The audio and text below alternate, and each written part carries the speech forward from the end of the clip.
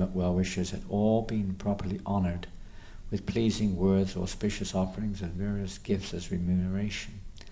And after the king of Chedi had entered the lotus feet of the Lord of the Sattvatas, the Avabrita bath was performed in the divine river Yamuna, referring to Shishupal entering into the form of the Lord.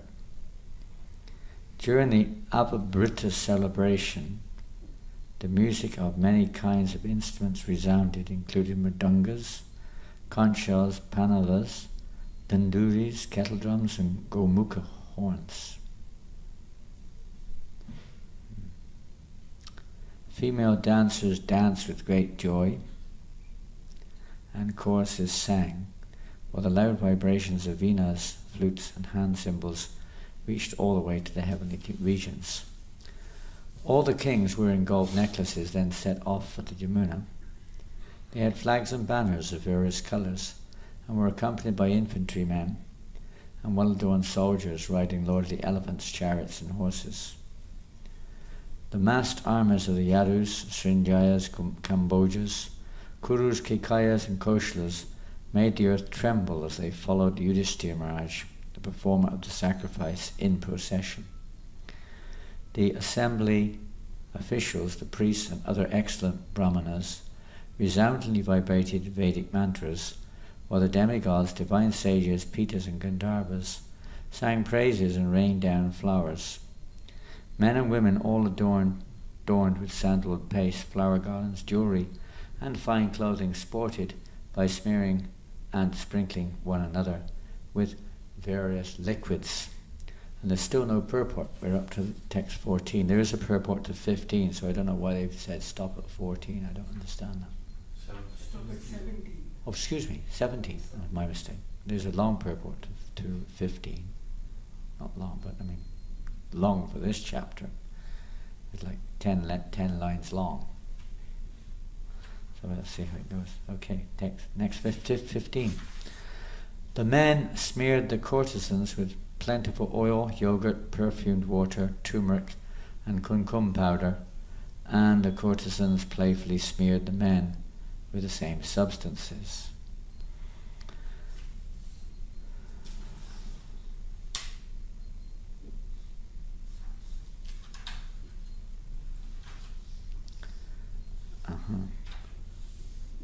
I don't know why they said go to 17. There's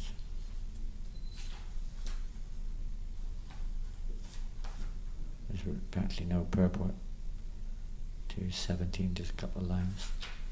Anyway, text 15, the purport. Srila Prabhupada describes this scene as follows. The men and women of Indraprastha, their bodies smeared with scents and floral oils, were nicely dressed in colourful garments and decorated with garlands, with jewels and ornaments. They were all enjoying the ceremony.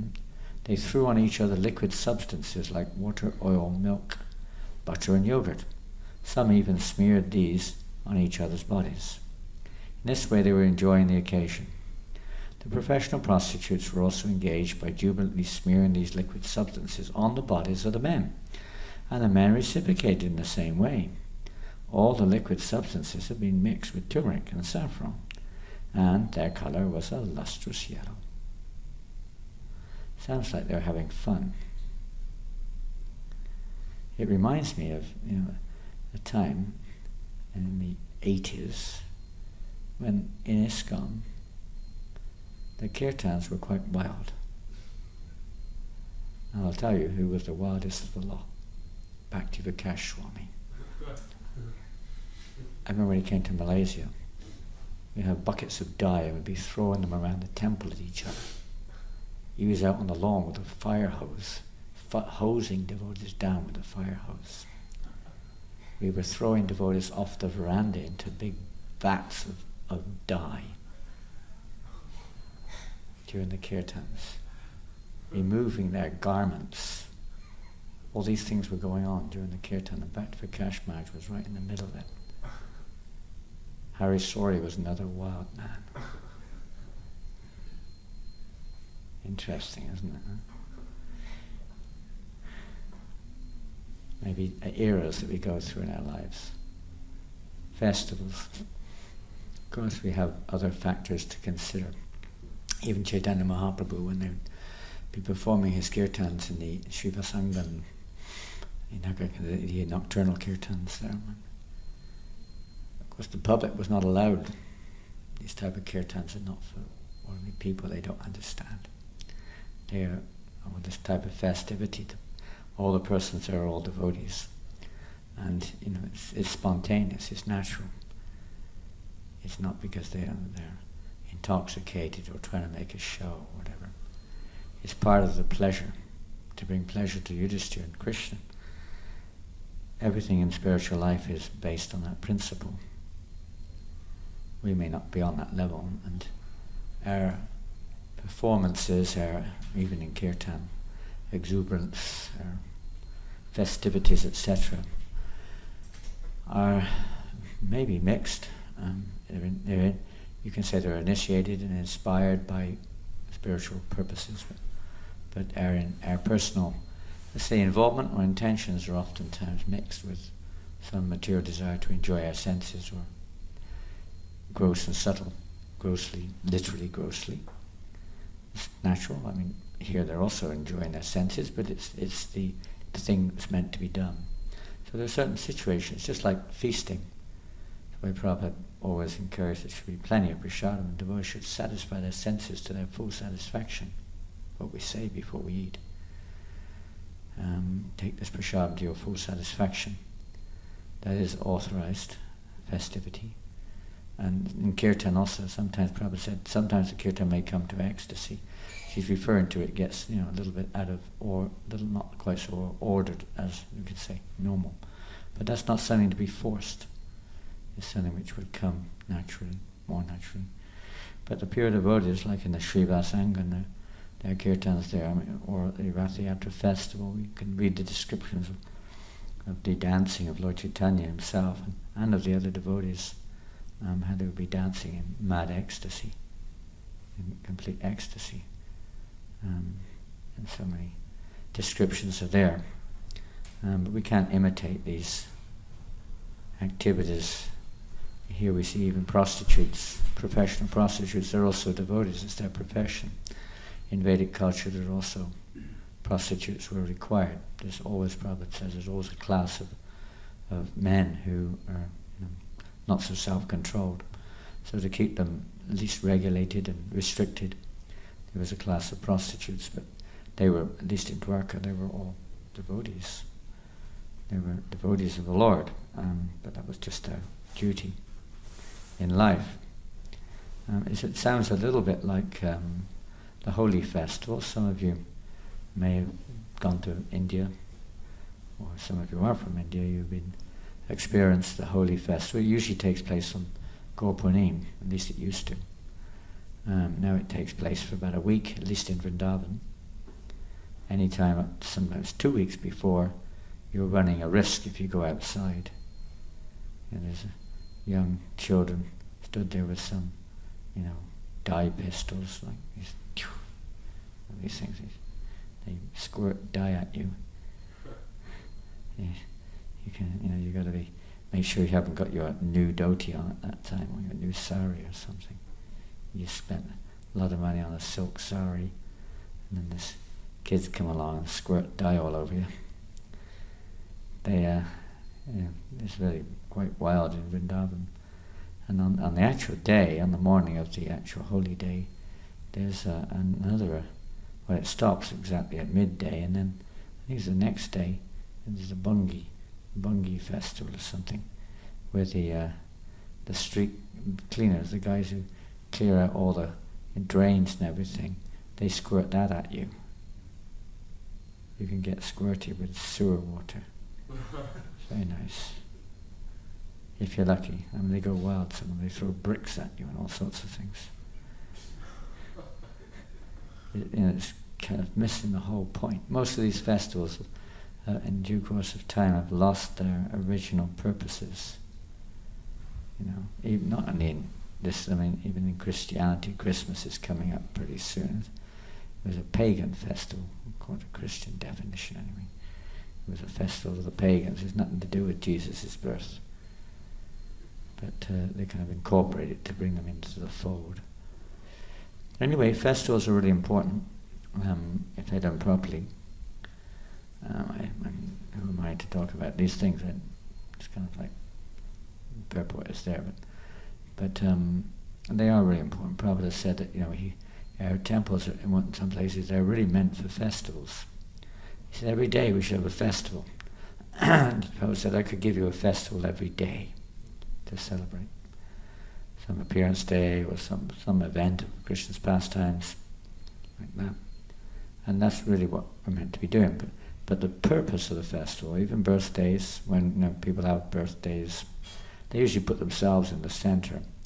But in all the Vedic festivals, it's putting the Supreme in the festival, ultimately, behind it. Even social events, Bhaktivinoda Thakur describes the importance of festivals in culture. And different types of festivals. There's the pure festival, simply like Janmashtami, for glorifying the Lord or His pure devotees. Then there's festivals which are, like you say, events. There are different types of festivals, initiations, weddings, so on and so forth, which are all related to Krishna. There may be festivals of certain social events, certain times of the year, and so on like that. And there's personal social festivals, like we just mentioned, one like a birthday or some, specific events. There's different types of festivals, but in all festivals, the Supreme Lord is to be glorified. Even on birthdays, the traditional birthday is not that one just tries to enjoy oneself, but rather on one's birthday, just like we see here, Karna, generous Karna was giving out the gifts. That the child would give out gifts. They wouldn't be sitting there receiving gifts and becoming kind of like, let's say, the center of the universe. Happy birthday to you, and so on and so forth. All this stuff. What is happy about our birthday in this world? The only happy thing about it, I suppose, is you got out the womb. But, what is happy about being born in this world? People, happy birthday to you. May you take birth again. May you suffer more and more. May you enjoy your senses, or whatever it is. And that's what they do on their birthday. Same on Christmas, isn't it? People just gorge themselves, isn't it? Same on Diwali, They just gorge themselves on these occasions. Even Ramadan in the Islam faith, they maybe they're supposed to anyway fast from sunrise to sunset.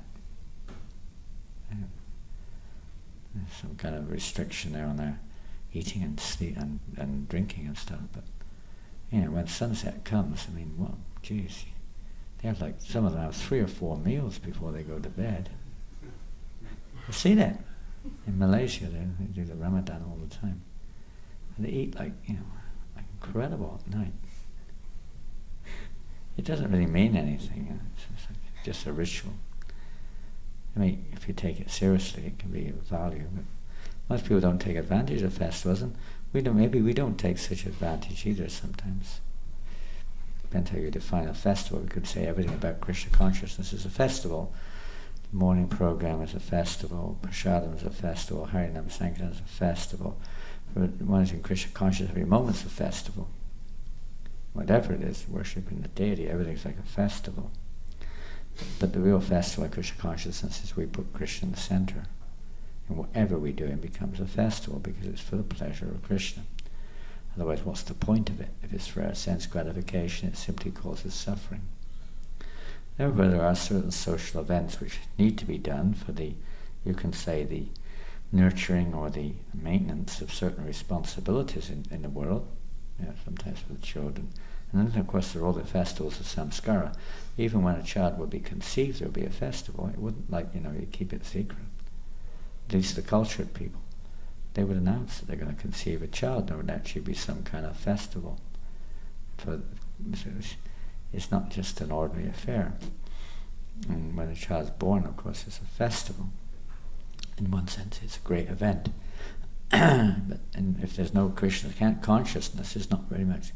That's not so much greatness about that. If it's not a Krishna conscious thing, it's really. I mean, Bhagavatam said it's just like what to do. It's passing urine. It's like passing urine. What's the value of it? No real value. And unfortunately, most of the festivals, or many of the festivals nowadays, they often turn into drunken orgies. You think people get drunk and eat all kinds of untouchable foods, gamble. I remember on Christmas, my father was wasn't very interested. He didn't drink or smoke or gamble. He ate meat. I don't think he was into sex too much. I never asked him. But anyway, he never drank or smoked or gambled all year round, except for on Christmas Day. And he would drink, on Christmas Day and smoke and gamble on Christmas Day. And it's kind of, the very day you think everyone would stop doing those things is the day everyone does them, isn't it? It's the biggest kind of like, most sinful day of the year. Most sinful day of the year in terms of people's behavior. They're missing the point. Missing the point. So we have these festivals like Ekadashi, Janmashtami, and if they're proper, Bhaktivinoda, Madhava-titi Bhakti Janani, they're mothers of devotion for those who observe them. They're really valuable days, these ceremonies. And you can enjoy them. They're legitimate festivals to be enjoyed. They should be, not the devotees should look glum. If they're on some kind of, if it's a funeral or something, the devotees should look happy. And they should look happy, they should be happy. Festivals are to be entered into with joyfulness. Krishna is very pleased when he sees his devotees happy. Very pleased. And even in festivals, the Nectar Devotion said, you can dress in different colours on festivals. Sometimes, I remember Jayapataka Maharaj often encourages his disciples to put on, always dressed in boring white, put something more colourful on. So in Malaysia, many of the devotees, they wear different coloured dhotis and kurtas on festival days. Traditional in most of the temples in Vrindavan. See the priests there, some of them have like purple and green. I don't think they follow the red-blue system there. They're not restricted to wear red and blue either. All different colours, very colourful, very attractive.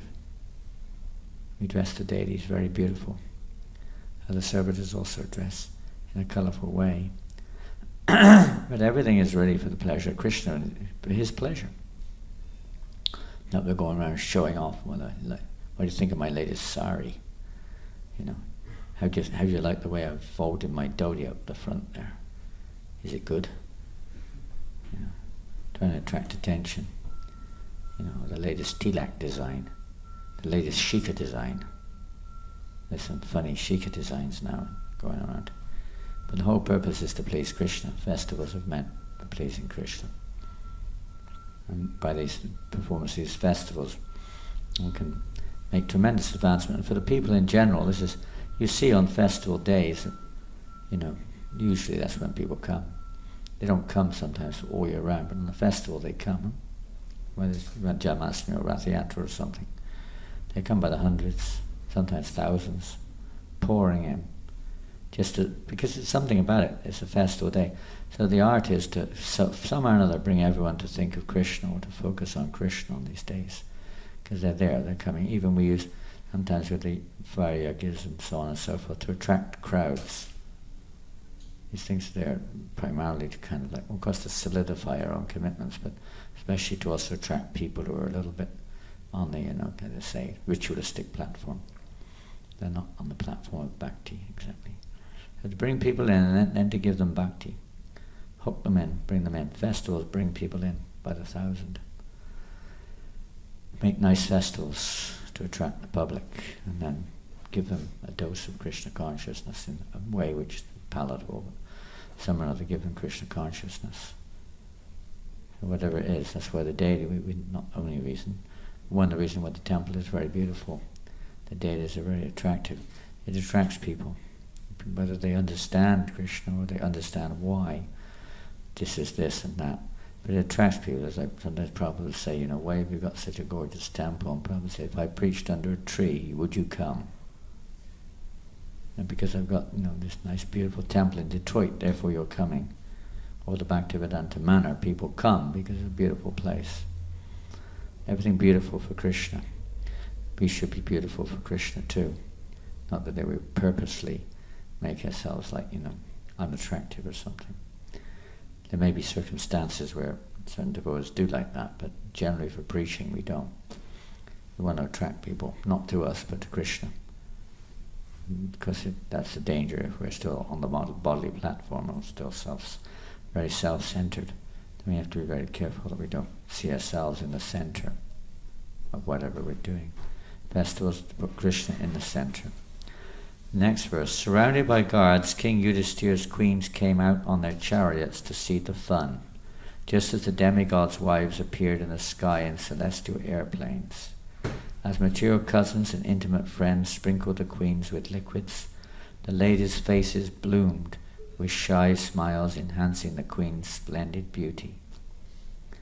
Purport. The material cousins referred to here are Lord Krishna and such brothers of his as Gada and Sharna, and the friends mentioned are such persons as Bhima and Arjuna. Krishna had lots of brothers by different wives of Vasudeva, and even by Devaki also. And I mentioned he had, I don't know how many wives, but he had quite a few wives, and they all had different sons and daughters and what have you. They're not mentioned, most of them. There's just two of them here, Gada and Sharna.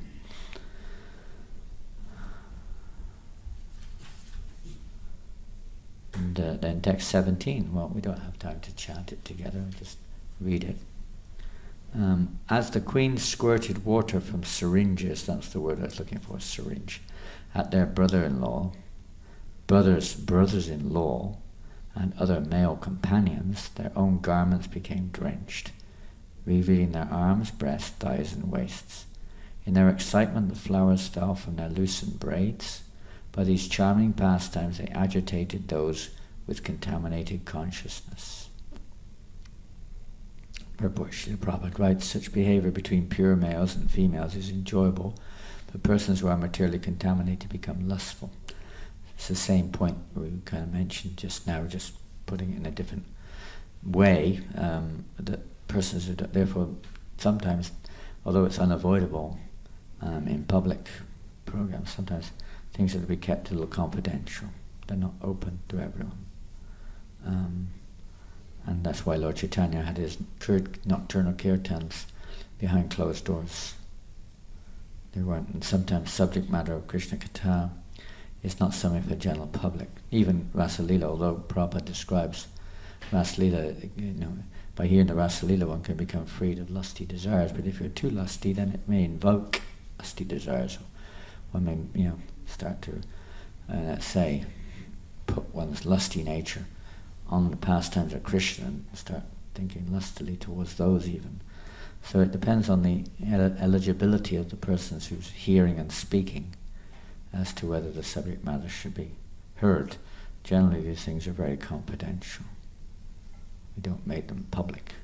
People misunderstand. They take it cheaply or lightly. Take it very lightly.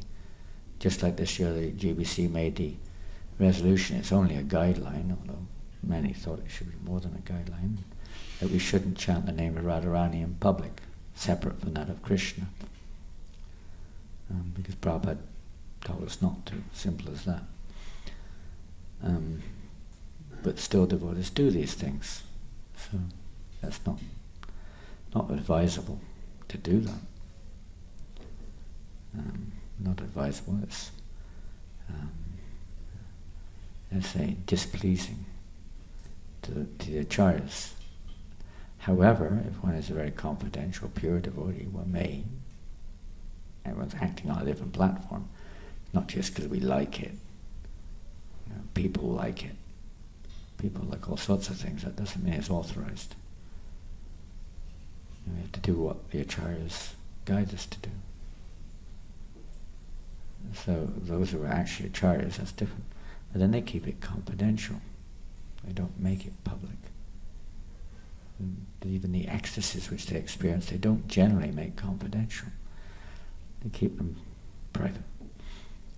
And Radharani is the most confidential. The name of Radha is Radha, the most confidential of all. Her name's not mentioned in the Bhagavatam at all. It's inferred, but it's not mentioned.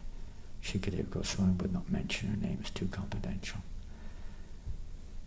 Didn't mention, just inferred that Gopi, Aradhana, who has brings the greatest pleasure to Krishna, worships Krishna in the nicest way.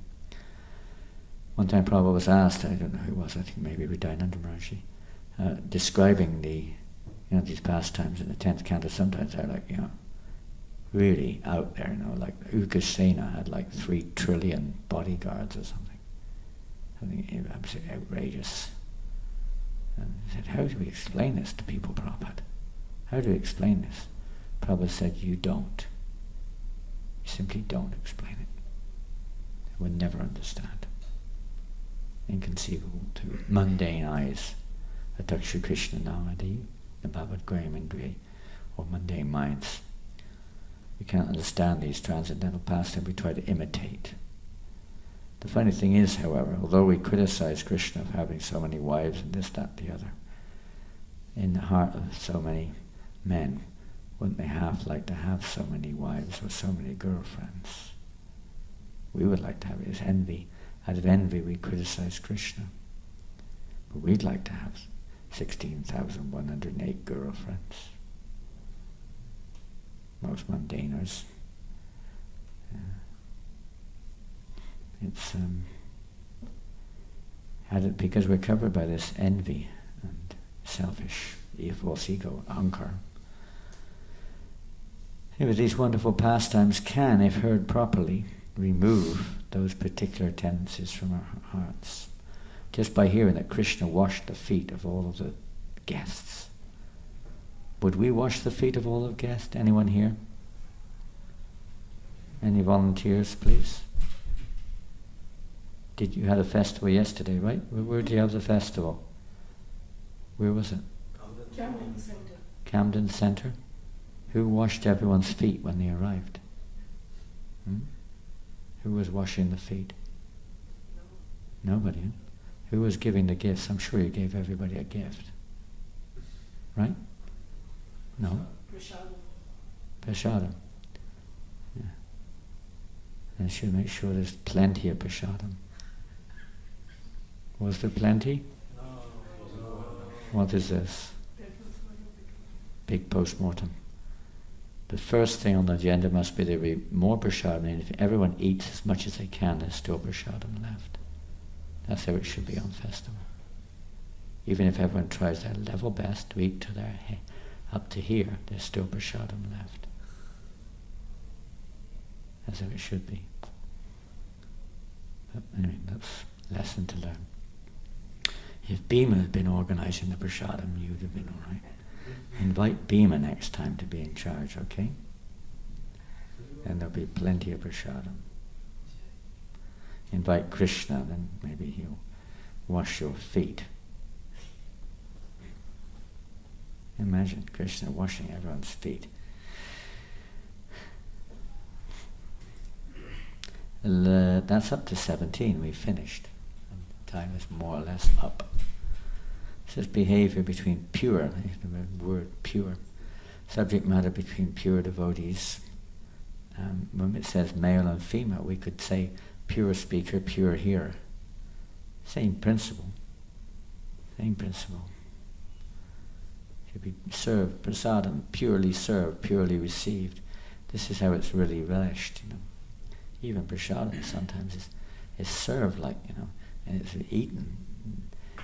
Here it's pretty good actually in this temple, in general. But sometimes we've lost the thread, we've lost the track to go to serve, serving without any consciousness practically. Trying to get it out there as quickly as possible, not conscious of who they're serving in any old order. Sometimes as quick as they can, they put the pots down and go and eat. Pots are sitting there, no one's serving, devotees are wondering what to do. Serving means you serve until everyone is completely finished and satisfied. absolutely finished, then only you think about eating. The real servers don't even bother saving a plate, although we have to do that for obvious reasons. But they just depend on Krishna. That's the real service. Make it very nice and very serve with in desire to please the devotees, which means pleasing Krishna. Everything to please Krishna, but pleasing the devotees is how we please Krishna. Everything, whether it's serving Chanamrita, do it nicely. Serve prasadam very nicely. Honor it nicely too. Sit down and eat as if it's like, ordinary food which we discriminate, just left, right and center. Sometimes devotees don't even say prayers before they eat. Myself included sometimes. It was like almost against the law when we joined the movement. If you started eating without saying a prayer, they'll probably snatch your plate away from you. You have to fast. You have to bow down. All sorts of things, which are there to help us. We're not going to impose them on the public. They're confidential.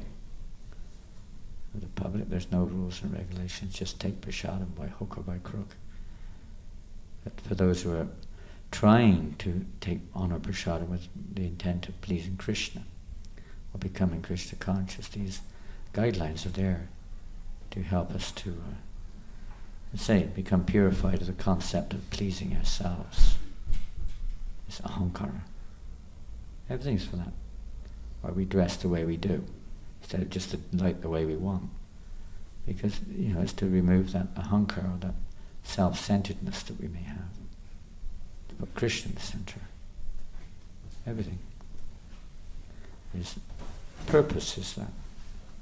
To put Krishna in the center. But we don't, that's not for the general populace. General populace is somehow or another to put Krishna in their lives, whether they know it or don't know it. Chant Hare Krishna or take prasadam, etc. To flood the world. This is a festival for the public, to flood the world. That's how it was in Vedic times. The general mass festivals were mass distribution of prasadam, even to the animals. All the low class, every type of person in society would be fed satisfactorily. And then they would be given some gifts also. If people can't understand spiritual subject matter, you give them something to bring them on. I had an interesting experience yesterday. I was in Swindon, and this is where I was made in Swindon, and I was taking some devotees around, showing them places I used to go to church and things like that. So we went to the big church we used to sometimes go, called Christ Church, is up on the hill. And we actually arrived there at 9:45, and just as before their ceremony, Sunday ceremony started. So there's all these, mostly they're all my age. They've probably been going. In fact, the ladies I spoke to were going there when I was going there. I may have even seen them there at that time. They were all like 65, 70 years old. There's hardly anyone under 50. A couple of people. And it was very interesting talking to them. I was just talking to them how beautiful the church was and how it was nice that they're still going after all these years. Things which they could palatively, and they got so excited. They wanted to take us around, show us all the stained glass windows. They're so happy we came there. And the lady gave me a book which cost quite a lot of money, which her husband wrote about the whole thing. He said, I want to give this as a gift. She was so happy. And everybody was smiling as we left the hall, because they hadn't quite started, but there's like 100 or 200 people. People were waving and smiling as we left. It's an interesting way of because it is a kind of a form of preaching indirectly, but different ways of actually attracting people towards Krishna somehow or another. Somehow or another.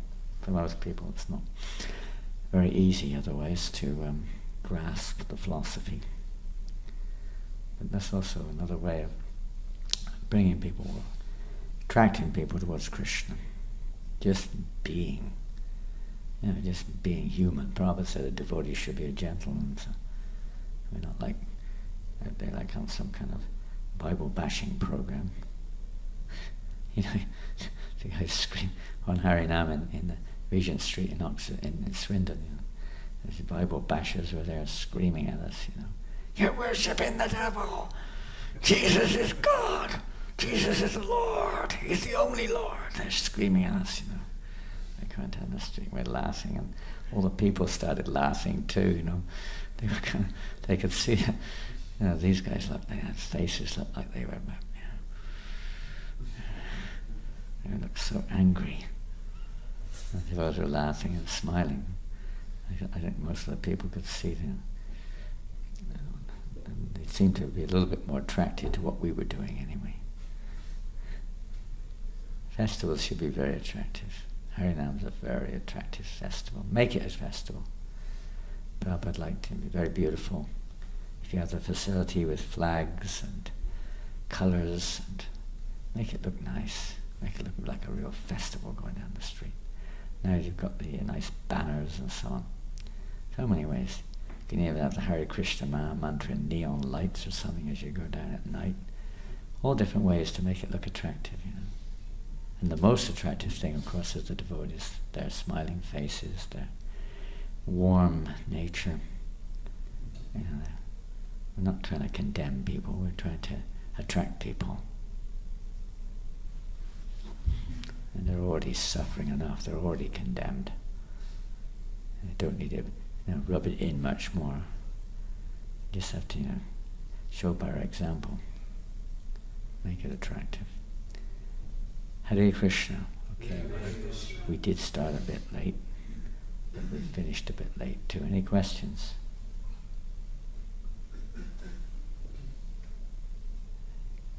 Yes, Prabhu. Thank you, Maharaj. You mentioned we would like to have 16,000 wives. 16, not 15. 16,000. 16,000 wives. That is why we're envious.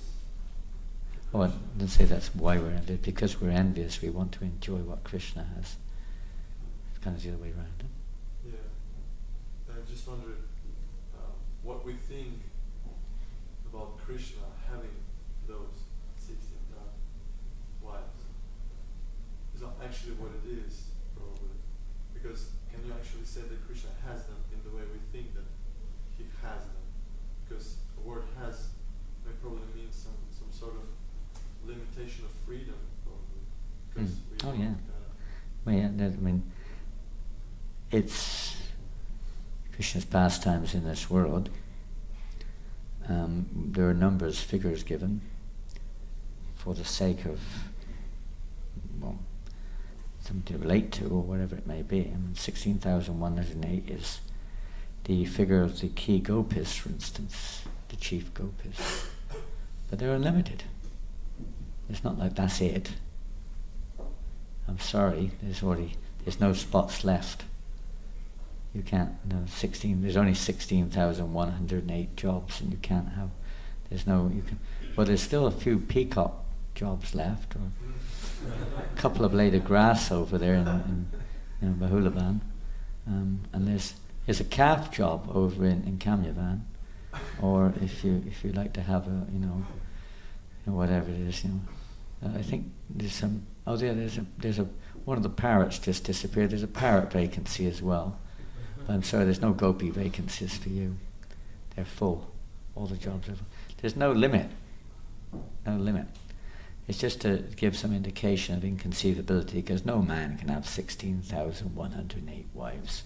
So when Krishna manifests these pastimes on this planet, he performs some pastimes which are relatable, which seem to be, almost like equal, like here, washing people's feet. Actually, for a devotee, that's the most inconceivable pastime. Having 16 billion, trillion, zillion, you name it, wives is nothing for a devotee. It's like, Krishna can do what he likes, but that Krishna gets down on the floor and washes all the guests' feet, that's the most inconceivable. For the public, they wouldn't think like that.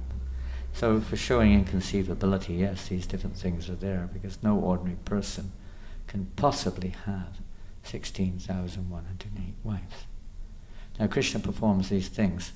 If you had 16, we may want to have, but if you had 16,108 wives, sorry ladies, but this is the subject matter. Actually, Prabhupada says both men and women are in this age are like men, because all of us are putting ourselves in the center and think we're the enjoyers, no matter what gender we are. But the subject matter came up, so this is the subject. So if the men want 16,000, you can't have it, even if you want it. Physically, no one can do it. You know that means you can spend one night every 50 years with each wife. That's the way it works out. Every 50 years. I mean, unless you're really potent, you'd have a hard time doing more than that, you know. And even if you are really potent, I don't know if you could keep it up. You know. Imagine what it'd be like. It'd be absolutely impossible. In every respect. So it's like to show. And Prabhupada also said, it's to convince the atheist that Krishna doesn't exist.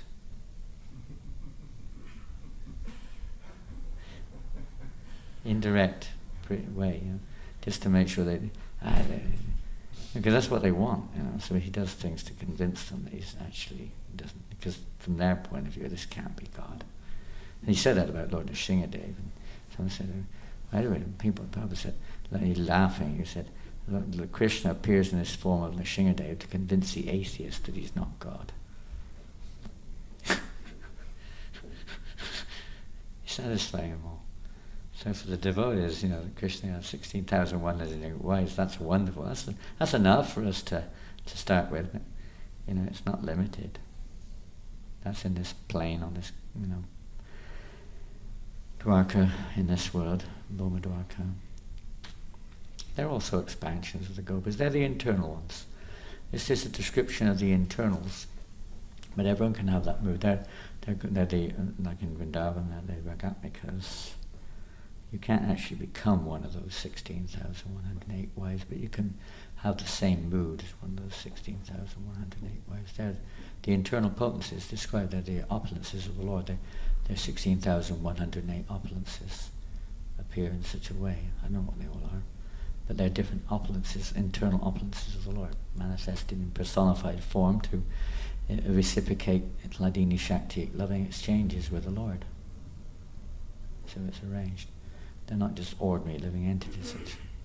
And even those who become demigods and so on forth, they expand as demigods and then merge back into the gopis, or merge back into the Dwarka Vasis, the main ones. Washing the feet. I washed my feet this morning. Can you smell something bad or something? Like if there's a Vyas Puja for someone's Guru Maharaj, they usually do this type of... Yeah, they should wash all the disciples' feet, is that what you're saying? So I think like usually the disciples will wash the Guru's feet and they drink the water. Do they? And the Christians will mention, this Bible washing, they mention a story about Jesus washing their disciples. And now we have Krishna washing. Yeah. How do you compare these two different? How do I don't usually compare it. I never thought about that before.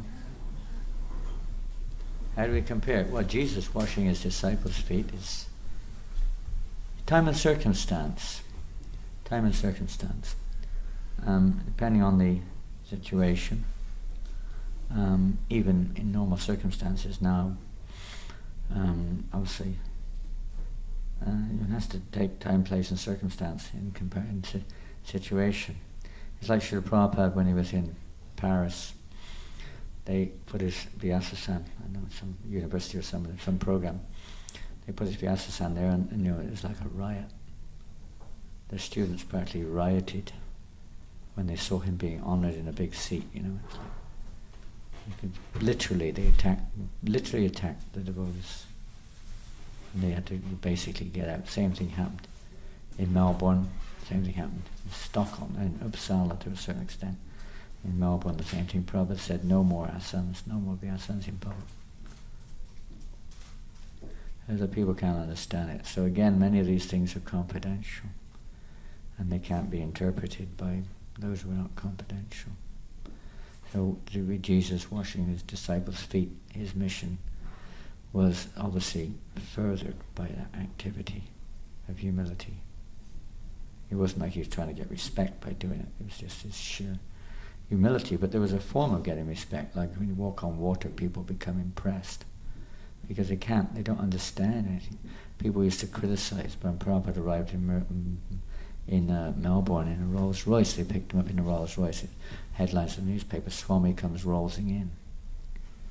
So the the reporters asked him, why are you coming in a big car like this? And Prabhupada said, what big car? It should be a golden car. The best of everything should be offered to Krishna, and the representative of Krishna is offering it to Krishna. The best of everything should be offered, but people can't understand that. They're, so materialistic. So it depends on time, place, and circumstance. When people are a little cultured, then they can understand these things. Again, they have to be explained, otherwise we don't do these things in public, generally speaking. It's common in India because everyone understands. But what is Prabhupada says, what is practical, describing the Hari Bhakti Vilas, for instance, that the Hari Bhakti Vilas may be applicable in India, but what is acceptable in India may not be acceptable elsewhere. Prabhupada was indicating that many of the injunctions of the Hari Bhakti Vilas are really for time, place, and circumstance. They're not meant for every situation. So you have to have a little common sense. You can't interpret to every situation black and white. Whether it's in regards to kirtan, whether it's in regard to etiquettes, whether it's in regard to deity worship, everything has to be understood according to time and circumstance. The acharyas, we may not be able to do that, but the acharyas can.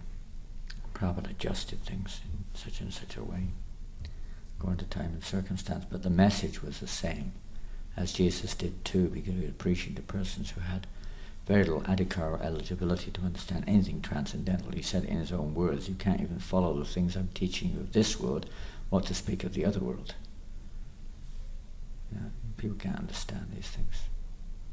Washing feet, this guy's puffed up. Look at him sitting on the chair there, people bathing his feet. He's proud and puffed up. Usually it's because of envy. One devotee said that to me recently in one temple. Because one devotee was having a hard time with some devotees getting respected, and he wasn't getting so respected. He said, well, how would you feel if you were in their position? Would you like it? He went quiet. Yes, in his heart of hearts he was hoping probably that he would get that respect himself. So that's not the point. So everything depends on, the situation, the individual.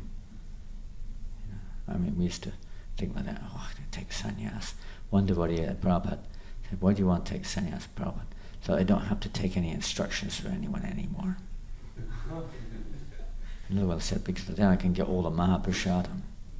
The sannyasis used to get the Mahaprasadam in the early days. I don't really get it. I don't seem to get it these days. It's not for a long time anyway. And that was like motivation. Get all the Maha. Don't have to follow anyone's instruction. My own boss. Do what I like. More facility. I get picked up at the airport.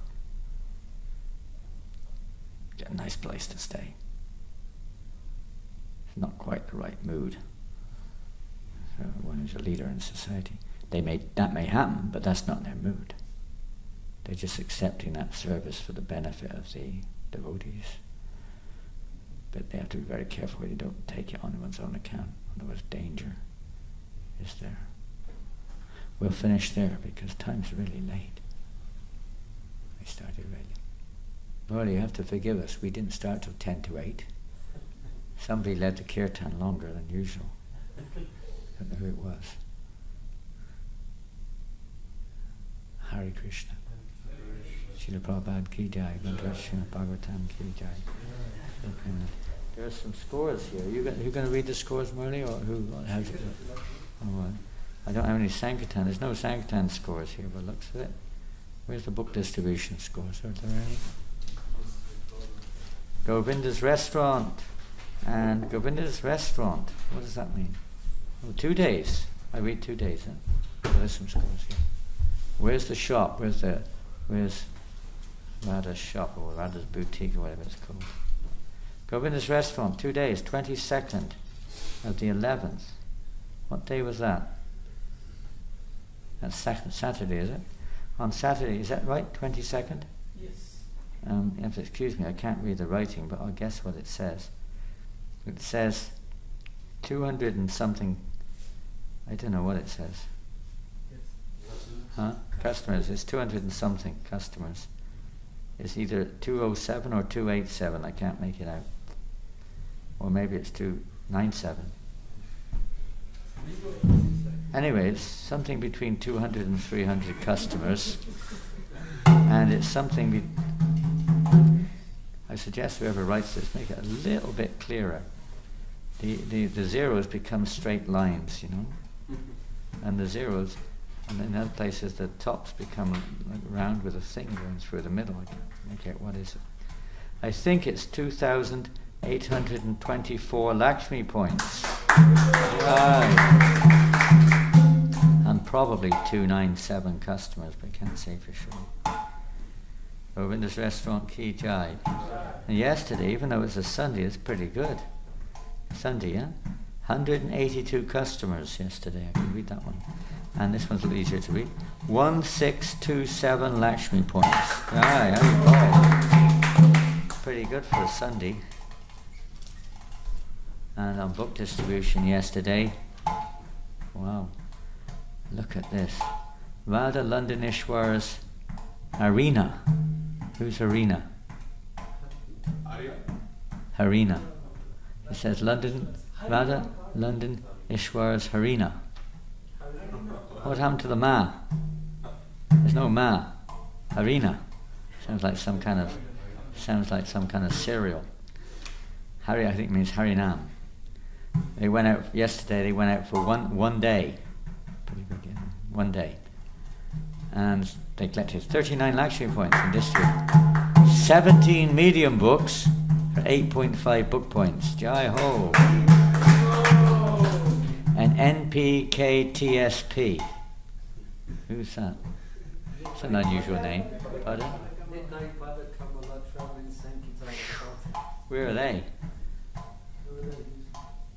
That's basically Saturday's result. Pardon? He wrote this Bhakta Bhakta Vijendra and Bhakta Vai Where they go? to Tunbridge Wells. Tunbridge Wells? Yeah. Oh, they're really travelling.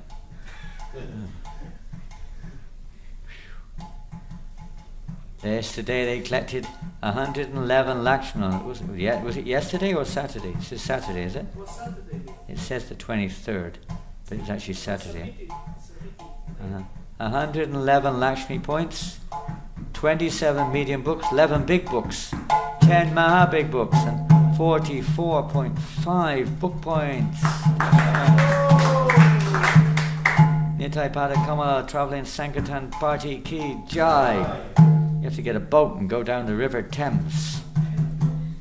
That's where the Nitai Pada Kamala Travelling Sankirtan Party was first, down the Ganga, to get a boat and preach up and down the Thames.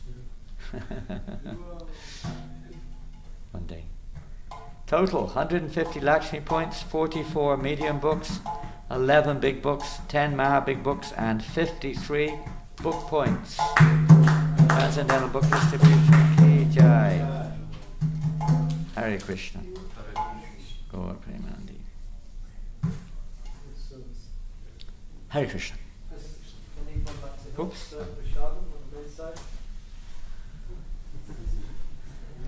You only got a choice of two of you.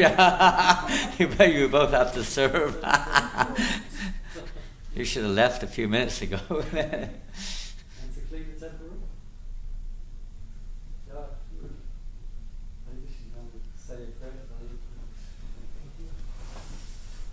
Dear Shri Radha Krishna, Jagannath, Baladev and Subhadra, Shri Gornitai, and Giri Govardhan, we offer our most respectful obeisances unto you. In the mood of deep gratitude and appreciation, we request your causeless mercy upon us. For your pleasure, if you so desire, we wish to erect the holy place of your transcendental pastimes. That will attract unlimited souls to your service. And fulfill the vision of your pure devotee Srila Prabhupada. For London, please enable us to cooperate together in order to satisfy you in this day. We, your surrendered servants, humbly beg. New temple for their worship ski.